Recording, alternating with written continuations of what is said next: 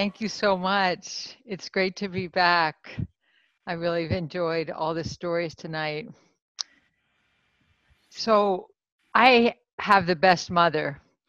When I was little, she, at bedtime, she would tell me stories about this amazing man, Martin Luther King, and how he organized the Montgomery bus boycott to desegregate the buses in Montgomery.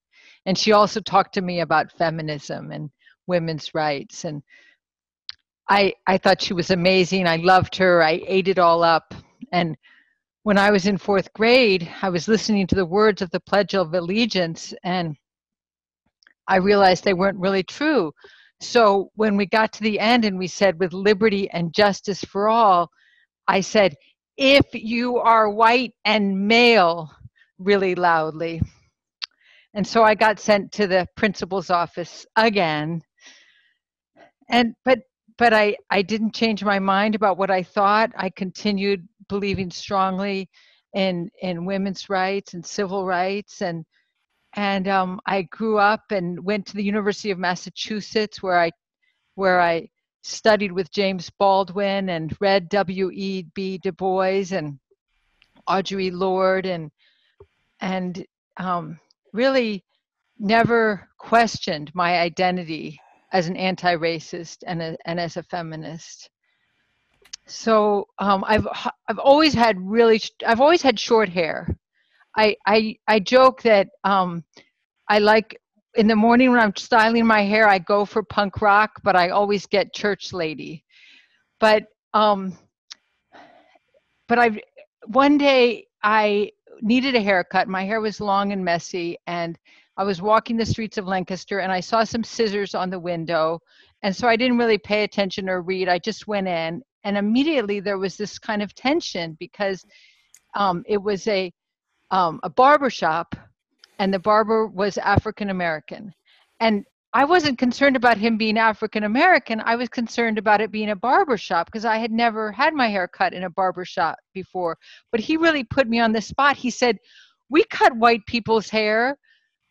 And so I sat down, and he said, "I know how you want your hair cut." He didn't ask me. And he got out a pair of clippers, and he gave me the shortest haircut I've ever had in my life. And I was a little mortified, but I figured, well, live and learn. And of course, it grew out.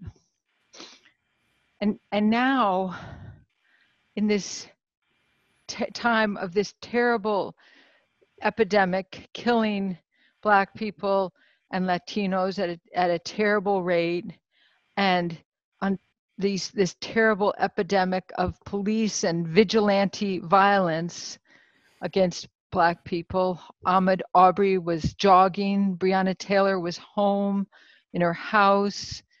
George Floyd, so cruelly and cold-bloodedly assassinated with an officer's knee, and many others. I've really, I think, like so many people, questioned my identity as an anti-racist. There was an article on Medium about 75 things that white people should be doing, and I read it and I was kind of horrified, because I realized I hadn't done most of them.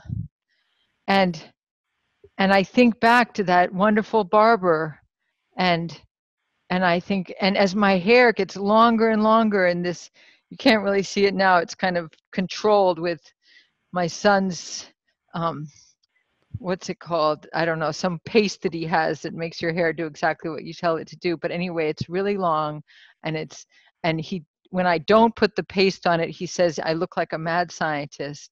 So now I really think it would be wonderful to go back to that barbershop and have him shave my head.